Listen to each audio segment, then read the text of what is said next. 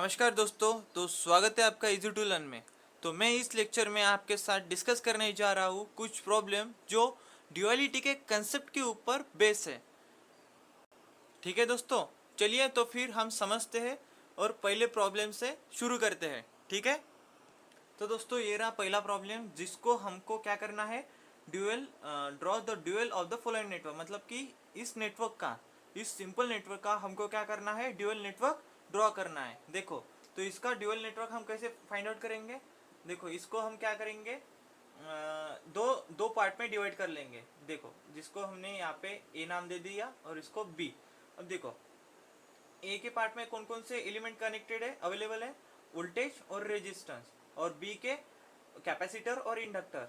इसके जो dual element है जो है वो हमने आगे के लेक्चर में आपके साथ अच्छे से डिस्कस किया था ड्यूअल एलिमेंट के बारे में।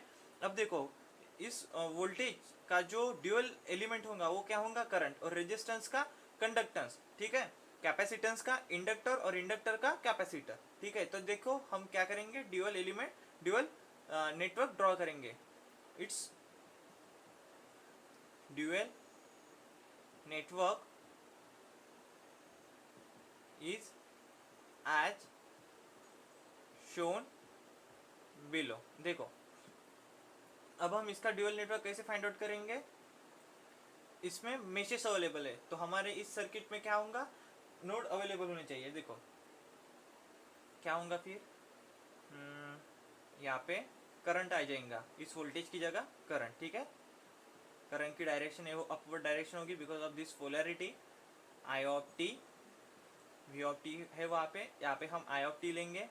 ये रेजिस्टेंस सीरीज में अवेलेबल है इस वोल्टेज के, इसको हम पैरेलली ले लेंगे।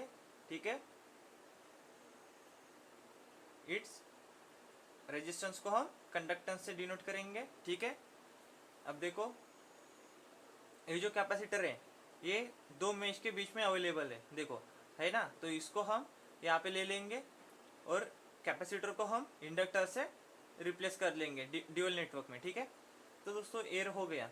अब देखो ये जो इंडक्टर एल है इसको हम कैपेसिटर सी से डिनोट करेंगे, वो कहाँ पे आ जाएगा, यहाँ पे। ठीक है,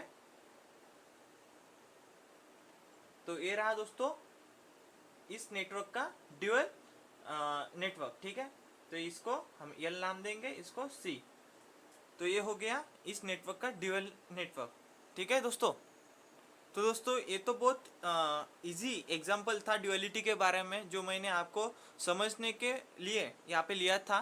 ठीक है, तो अब हम चलिए तो फिर दूसरे एग्जांपल को देखते हैं और उसका ड्यूअल नेटवर्क ड्रॉ करते हैं। ठीक है, तो देखो दोस्तों ये रहा दूसरा नेटवर्क जिसका हमको ड्यूअल नेटवर्क कंस्ट्रक्ट करना है, मतलब कि ड्रॉ करना है। देखो इसको भी हम क्या करेंगे, इक्वल पार्ट में मतलब कि इसके जो मेशेस है उसको हम एक एक पार्ट में डिनोट कर देंगे। देखो यहाँ पे हम ए ले लेंगे, यहाँ पे बी और यहाँ पे सी। ठीक है, तो अब देखो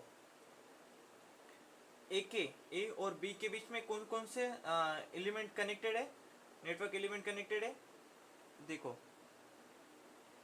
जैसे कि ए पार्ट यहाँ पे है तो यहाँ पे हम ए लेंगे, ले लेंगे, ए नोट लेंगे यहाँ पे। ठीक है, तो देखो यहाँ पे कौन सा एलिमेंट कनेक्टेड है ए और बी के बीच में, R4, मतलब कि G4 हो जाएगा। ठीक है,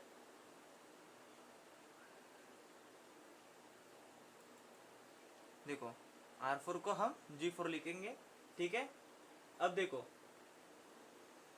B और C के बीच में कौन कौन से एलिमेंट कनेक्टेड है, R2 और L1। ठीक है,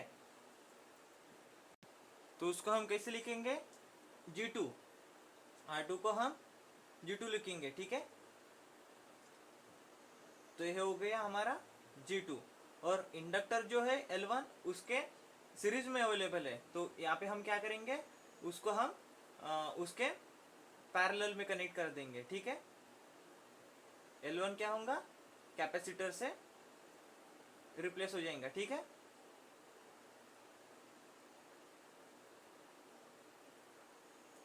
ए और बी, ये हो गया ए और बी के बीच में। अब देखो बी और सी के बीच में क्या है, बी और सी, ये तो हो गया बी और सी के बीच में। ए और सी के बीच में क्या है, R3 है। R3 को हम कैसे डिनोट करेंगे, G3 से। देखो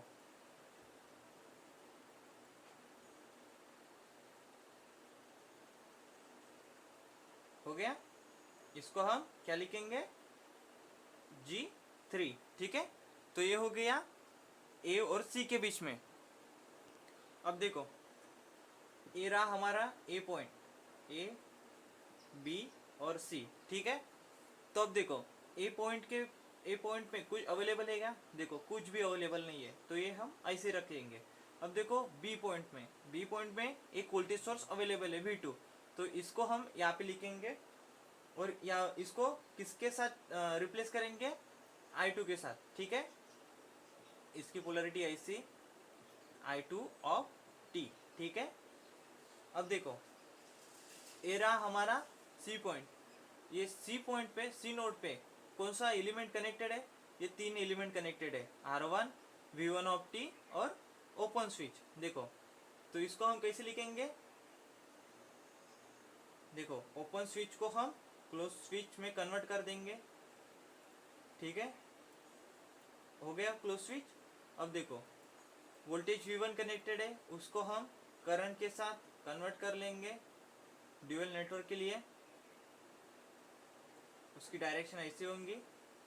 इसको हम क्या लिखेंगे, I1 ऑफ T, ठीक है। और क्या है, R1 यानी कि G1, ठीक है। अब देखो ये तो हो गया हमारा सर्किट, बट हम इसको अच्छे से लिखने के लिए क्या कर सकते हैं, ये जो है ए के बीच में कुछ भी नहीं है, तो इसको हम खुला छोड़ सकते हैं, ठीक है दोस्तों। तो ये हो गया, देखो यहाँ पे C1 हमने यहाँ इसका लिखा नहीं था। तो दोस्तों ये हो गया इस नेटवर्क का, इस सिंपल नेटवर्क का ये हो गया इसका ड्यूअल नेटवर्क, ठीक है। तो समझ गए आप दोस्तों कि हमने इस सिंपल नेटवर्क से उसका ड्यूअल नेटवर्क कैसे फाइंड आउट किया। ऐसे ही हमको एक ब्रिज का ड्यूअल नेटवर्क, इस ब्रिज नेटवर्क का जो ड्यूअल नेटवर्क है वो हम इसके आगे वाले एग्जाम्पल में फाइंड आउट करेंगे या फिर ड्रॉ करेंगे, ठीक है दोस्तों।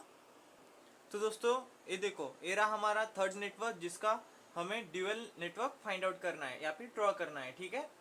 तो देखो हमने जैसे इसके आगे के दो नेटवर्क सॉल्व किए, वैसे ही हमको क्या करना है, इसके नोड को नाम दे देना है। देखो इस नोड को हम A नाम देंगे, इसको B, इसको C और इसको D। देखो इससे क्या होगा, हमको ये जो नेटवर्क अच्छे से सॉल्व करने में तकलीफ नहीं होगी, ठीक है। तो देखो A और B के बीच में क्या है, L1 है, तो L1 को हम किससे डिनोट करेंगे, C1 से। देखो ये हो गया C1, और B और C के बीच में क्या कनेक्टेड है, B और C के बीच में R2 को हम G2 से रिप्लेस करेंगे, ठीक है। ये हो गया G2। देखो अब क्या है, B और C हो गया, और C और D के बीच में क्या कनेक्टेड है, C और D के बीच में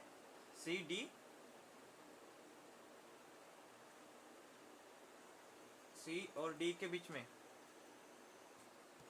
देखो C और D के बीच का जो इंडक्टर हम उसके ड्यूअल नेटवर्क में ड्रॉ करने से पहले क्या करेंगे, B और D के बीच का जो कैपेसिटर है उसको कन्वर्ट कर लेंगे इंडक्टर में। देखो ठीक है, आपको समझने के लिए यहाँ पे लिख लेता हूँ A, B और C, ठीक है। ये इंडक्टर L2, ठीक है दोस्तों। अब देखो ये हो गया B और D के बीच में, यहाँ पे हम लिख लेते हैं D पॉइंट को, ठीक है। अब देखो A और C के बीच में क्या कनेक्टेड है, A और C के बीच में C1, मतलब कि ये हो गया हमारा इंडक्टर L1,